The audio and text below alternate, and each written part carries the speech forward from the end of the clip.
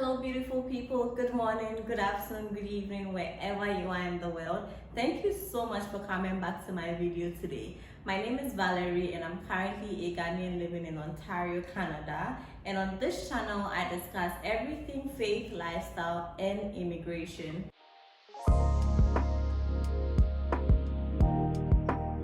Trust in the Lord with all your heart and lean not on your own understanding. In all your ways acknowledge Him and He shall direct your path. At this time, you probably have applied for your study permit, work permit, or permanent residence, and you are yet to arrive in Canada. Here are 10 main things you'd want to do immediately you arrive.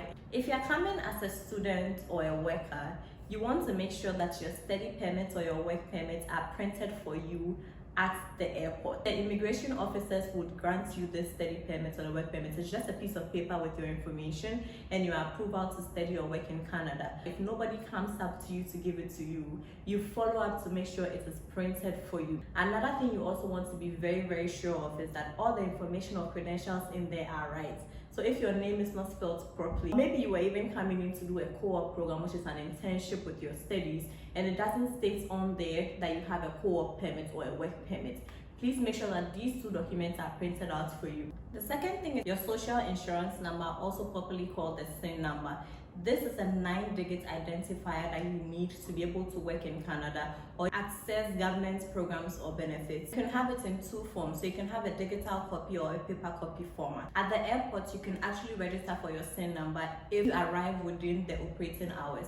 However, if you couldn't get it from the airport, you can visit any Service Canada office, get your social insurance number. The third thing is currency. So if you came in with any foreign currency, you can go to a forex bureau anywhere to get it changed for you. I realized that when I arrived, some of the rates that were given to me were very low as compared to the other forex bureaus that I found outside of the airport. So maybe you can change just a few of your currencies in the airport. So if you are not coming in with a car, you can easily pay for your Uber back to your residence. And then once you arrive at your residence, you can look for a forex bureau with good rates where you can change your money and then start using them. Number 4 is a cell phone plan or your SIM card. In Canada, your phone number is hooked to your area code. If you can, do not get it at the airport. Wait till you get the place you are going to stay so you can get your telephone number within your area code. Now, another reason why you shouldn't get it at the airport or while in transit is because in Canada, there's so many service providers when it comes to cellular data. There's Rogers, Fido, Bell, Kudo. A lot of them you can actually find out from, and some of them have very good deals for students, for newcomers. Find out from all those places and then choose the best out of them. Number 5 is your bank account. So there's so many banks you can choose from. I know that as students, there's actually banks that offer certain promos and services for you to have cheaper check-ins and savings accounts. Another thing you also want to get immediately you land is a credit card. In Canada, almost everything you do requires that you show some form of credit. So you want to start building your credit score as soon as you arrive. So think of the fact that if you are going to rent an apartment, you might have to go through a credit check. So if you haven't built a credit, you might not be able to rent, you might not be able to buy a car. So many things you need to apply for require a credit check. Learn a lot about credit so you don't overextend your credit and end up having a very bad credit score. Make sure you are very diligent with your payments because that would affect the credit score that you can build. You have to have at least 6 months or a year of credit activity to be able to get a credit score. The next thing is accommodation. Immediately you land in Canada, if you haven't already secured accommodation, start looking around. Start going from place to place, asking around if people have accommodation available. You can speak to your community. So maybe church, in school, network your way into getting accommodation. You can also check online, Facebook Marketplace, Kijiji. All these places have different accommodation types that you can actually apply for. And it's very important because you don't want to be squatting with someone for a very long time. It becomes very inconvenient. In accommodation, in my other videos, I mentioned how much it would cost based on which kind of accommodation you are going with. So I would link that up there. You can have a fair idea what you can go in for. Another thing is finding a community, especially if you are coming in alone. You don't want to feel isolated. Find a community that works for you. If it's a church, make sure you look around to find a church close to you.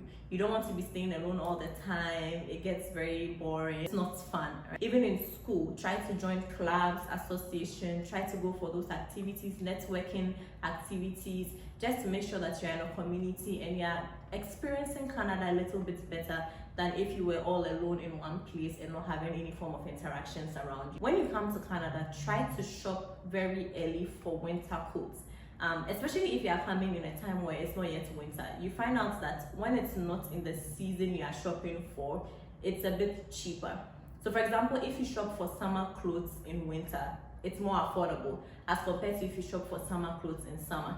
Same thing goes around for winter clothes. So if you arrive earlier than winter, make sure you go around to shop for winter clothes. You might get some good sales, good discounts. I did this, it worked for me. I hope it works for you too.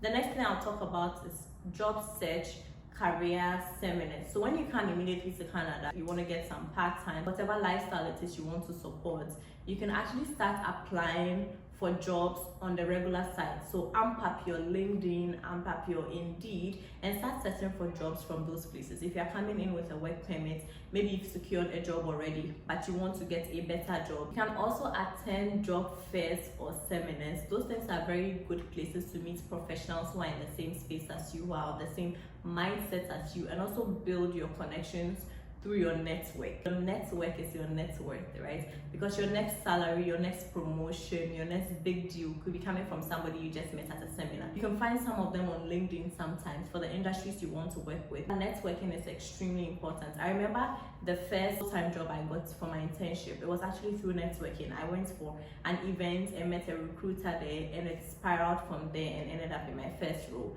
So I'm a testimony that networking actually works. So you want to attend all those networking fairs as well. The next thing will be getting your driver's license. So this one is very good because even if you're not going to be driving in Canada, your driver's license could be a form of identification for you. So if you don't want to be carrying your study permit, your work permit, or your passport around every time, try to apply for your driver's license as soon as you can. If you want to drive in Canada, start early. Apply for the G1. It will be a knowledge-based test. From there, you can go to the G2 and then go to your G, which is finally your road test, and then you get your final license. But it's a good form of identification as well, so you want to get that ready for yourself. Still on the issue of driving, if you are not looking at transporting yourself with your own car and you're looking at going with buses, trains, you actually need a bus pass. You can either get what we call a Presto card. If you're in Toronto, I think it's a TTC. If you're a student and you want a Presto card, you can find out from your institution if you get it for free, because there's certain schools that give students passes for free. So you don't have to be paying for transportation every single time by yourself. If you don't have that opportunity, you can actually get a Presto card that you can load and use. Most of these bus passes are subsidized. You can get a Presto card from a Shoppers Drug Mart near you. Last time I checked, they only cost $4, and you can load them with any amount to move from place to place at a subsidized rate. That brings me to the end of the video. If you've applied for school and you've gotten admissions for the fall terms, I want to say a big congratulations to you. I hope you are getting ready to come in, and some of these things I've mentioned here would actually be very valuable for you when you land.